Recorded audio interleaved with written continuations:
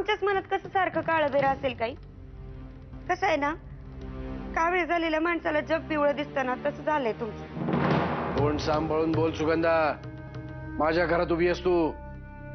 चुकलं माझं, माफ करा मला साहेब. पण तुम्हीच मला सांगा, आता माझ्यासाठी यांची प्रकृती महत्वाची का त्यांचा प्रॉपर्टीतला हिस्सा? आणि तशाही परिस्थितीत जर मी त्यांच्याशी काही बोलायला गेले असते ना, तर तिथल्या तिथं मला तोंड काळं कर म्हणून सांगितलं असतं त्यांनी. मग काय केलं असतं? तू मुकाट्यानं ते कागदपत्रांवर सह्या कर. तुझी भेट झाली का नाही याच्याशी मला काही देणं घेणं नाही, कळलं काय? मुकाट्यानं सह्या कर, नाहीतर. सुगंधा, काय झालं? बघा की अहिल्याताई, मला धमक्या देतात ते लोक. बळजबरीने सह्या करून घेतात माझ्याकडनं कागदांवर. भाऊजी, हे योग्य नाहीये. अहिल्या, तू यात पडू नकोस, आज जा. मी आज जाणार नाही. अरे अहो, तुम्ही सुद्धा अशी धमकीची आणि जबरदस्तीची भाषा करायला लागलात तर तुमच्यात आणि परशु भाऊजींमध्ये काय फरक उरला? सुगंधा, तू जा. पांडू दादा, तुम्हाला जॉय ऑफ गिव्हिंग वीक बद्दल काही माहिती आहे? काय असतं ते? 2 ऑक्टोबर पासून ना आठवडाभर पुढे लोकांसाठी करायचं, लोकांसाठी काम करायचं, त्यांच्या आनंदासाठी काम करायचं. आणि फक्त आठवडाभरच नाही तर पुढे वर्षभर तसंच करत राहायचं. हे आठवड्याचं महत्व आहे आणि त्याची सुरुवात मी करतेय. आता मला खात्री पटली की मी या घरात 8 दिवसासाठी नाही तर कायमची राहायला आलीये म्हणून. हे तर काहीच नाही. आता पुढे आणखीन किती खेळ खेळते ते बघच. या घरात माझा जो काही अपमान झालाय, जी काही वाईट वागणूक मिळाली ना, त्या सगळ्याचं उत्तर काढायचंय मला. कोण कुठली ती जानकी या घरात येऊन भाऊजींशी लग्न काय करते आणि या घराची मोठी सून होते? एकतर वयाने ती माझ्यापेक्षा लहान आणि लायकीने लायकीत तर तिची माझ्याशी तुलना होऊच शकत. पण तरीही या घरात तिचाच हुकूम चालतो, तिलाच खूप मान. पण डोंट वरी, आता माझ्याकडे हुकुमाचा एक काय.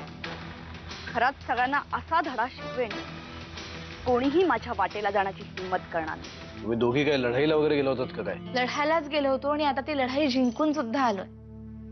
कारण आत्याबाईंना आता त्यांना विस्मरणाचा त्रास होतोय हे पटलंय. आम्ही तुमची मदत घेणार होतो. हो, पण मीच म्हटलं जानकीला आधी आपल्याच्याने काय होतंय का बघूया. अगदीच नाही झालं ना तर बाबा नावाचं ब्रह्मास्त्र काढू. नाही तर उगाच कशाला वाया घालवायचं. दादा बोलायला लागला ना की तिथे येऊन काहीतरी भोचकपणा करायचा. मी तुला 1000 वेळा सांगितलंय की तू हे असं काहीतरी करत जाऊ नकोस. तुम्ही माझ्यावर कशाला ओरडताय?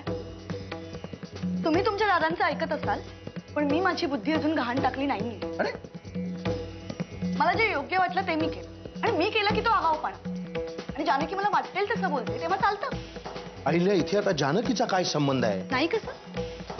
हेच जर का जानकीने केलं असतं ना तर तोंड फाटेस्तोवर कौतुक केलं असतं. अहिल्या, तू एकदा रागावलीस ना की तुला आपण काय बोलतोय, कुठे बोलतोय, कसं बोलतोय याचं काहीही भान राहत नाही. इथे परशुला सांभाळताना नाकी 9 आलेत आपल्या. त्यात नाही सुगंधा किती नालायक, किती पाताळी अंतरी बाई आहे हेही तुला माहिती आहे. आत्ता तिला पाठीशी घातलं तर पुन्हा आपल्यावर उलटेल हेही तुला कळतंय. ती गुन्हेगार आहे हे अजून कोर्टात सिद्ध व्हायचंय. उलट तिची जामिनावर सुटका झाली, त्यामुळे तुम्ही तिच्यावर कसलेही आरोप करण्याची गरज नाही. सुगंधावर अन्याय होत असेल तर मी तिची बाजू घेणार. आता आपले नेहमीचे डॉक्टर आहेत ना, त्यांच्याकडे का नाही जायचं? तू परत विसरलीस साथेबाई. हल्ली तुला हा विस्मरणाचा त्रास होतो ना, म्हणून आपल्याला डॉक्टरांकडे जायचंय. हे डॉक्टर स्पेशलिस्ट आहेत. तू फक्त एकदा माझ्याबरोबर त्या डॉक्टरांकडे चल, ते तुला तपासतील. ते म्हणाले तर ट्रीटमेंट घ्यायची, नाही तर नाही. उगाच काहीतरी काय बोलतोयस रे? तू कुठे काय बोललास माझ्याशी? आणि बोलायला तुझी माझी भेट झालीच आहे कुठे?